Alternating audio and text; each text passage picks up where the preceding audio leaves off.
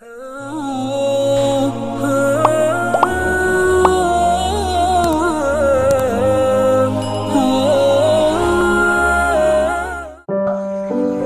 cerita tentang ahlun nar adalah khalidina fiha. Ketika Jabir masih hidup ya sempat terjadi debat. Loh, itu yang khalidina fiha itu amma ahlun nar alladzina hum ahluha. Memang dia berhabitat neraka, memang alamatnya neraka. Kalau sehingga ini menjadi khas. Meskipun khas ini iskal, kita akan iskal karena itu di Quran tidak ada. Tidak ada, maksudnya nggak ada secara sorry yang menerangkan ada kaumin sing yukhrajuna minan nar. Makanya saya Al-Ajuri ngendikan ciri khas ahli sunnah adalah mengimani adanya kaum sing yukhrajuna minan nar, karena itu zaman tabi'in sudah ada polemik, tapi tentu kita yang mengimani itu. Tapi kalau ada yang tanya di semua Quran kalau masuk neraka itu khalidina fiha, itu dijawab apa? Amma ahlun nar alladzina hum ahluha. Memang dia spesifik ahli neraka, memang dia berpenduduk neraka, alamatnya neraka, KTP-nya neraka, kakaknya rokok. Kalau kita ini ndak, KTP kita surga, mbah kita ahli surga. Karena alamat kita sebenarnya kan surga. Nabi Adam itu kan surga, teman. Makanya saya ngaji di mana-mana itu betapa baiknya agama ini. Karena kunci surga kita sudah dikasih tahu miftahul jannah. Sementara kita tidak tahu kuncinya neraka. Jadi kena mlebu neraka kebangetan. Mau ngeraro kuncinya kok mlebu. Tapi jari kancaku, wah kalau pintu deh Gus, langsung berusak. Ini problemnya itu. Tapi nak sama mlebu neraka itu kebangetan. Karena yang kita punya kuncinya itu surga, kita tidak punya kunci neraka. Ono sing dikunci neraka, betul toh? Nah, harusnya kita nggak bisa masuk neraka karena nggak punya kunci. Jadi kalau nama hadis miftahul jannah la ya itu syukur kalau si api Kanjeng Nabi wong kunci kok didudono. Itu kan luar biasa. Jadi orang memahami hadis itu. Saya ini tak hadis fi nikmah, ini ilmu ada Gus Zofur, ini saya tasihkan.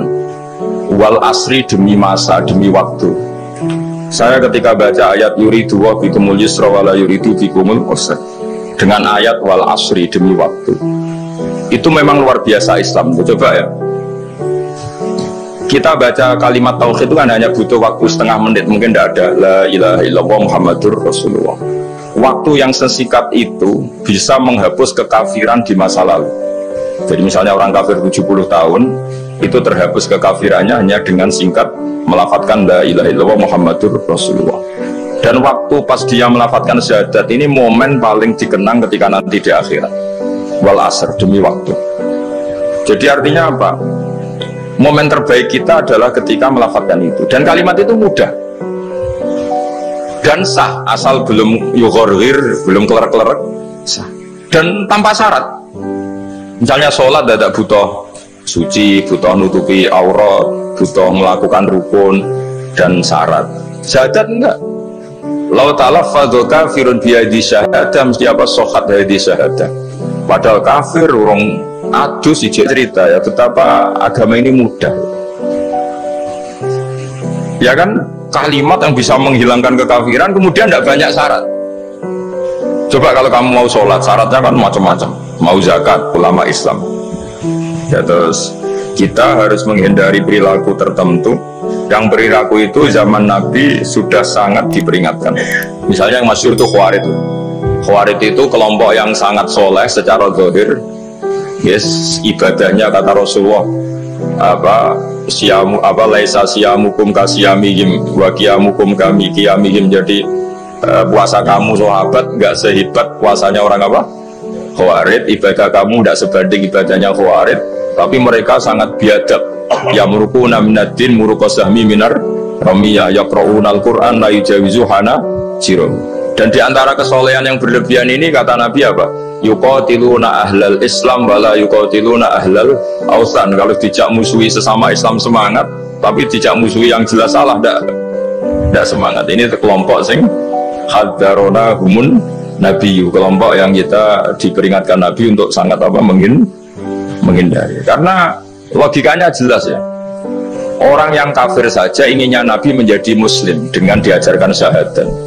Tapi ini orang yang sudah muslim, seleranya Khawarij, dikeluarkan dari Islam. Tahlilan kafir, kuburan kafir, nyekelake kafir, mau apa saja menjadi kafir. Ini pertanyaannya kan, inginnya seorang nabi itu kan tentu dari kafir menjadi muslim. Ini yang sudah Islam menjadi kafir. Maka cerita-cerita di beberapa ulama, ini kenangan saya ngaji di sini. Ini sekaligus cerita penutup. Ada orang ekstremis ketemu Islam alim.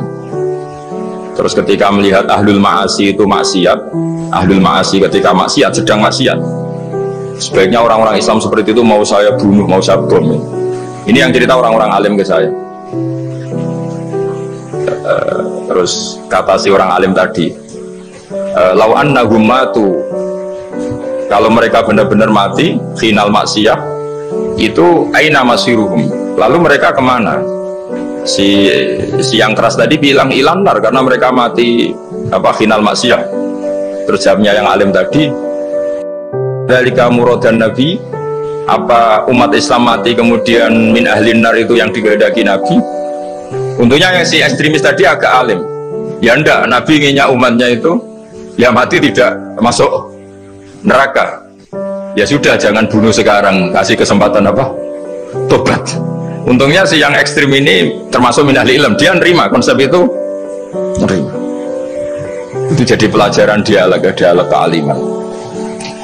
Dan kita menjadi moderat bukan karena liberal atau sekuler. Memang kita baca hadis-hadis misalnya inna wa yabsutu yadahu bil-lail yatuba musiun nahar wa yabsutu yadahu bin-nahar yatuba musiul lail. Allah yang Tuhan saja inginnya itu menunggu tobatnya mereka, bukan mengakhiri mereka dalam keadaan tidak tobat.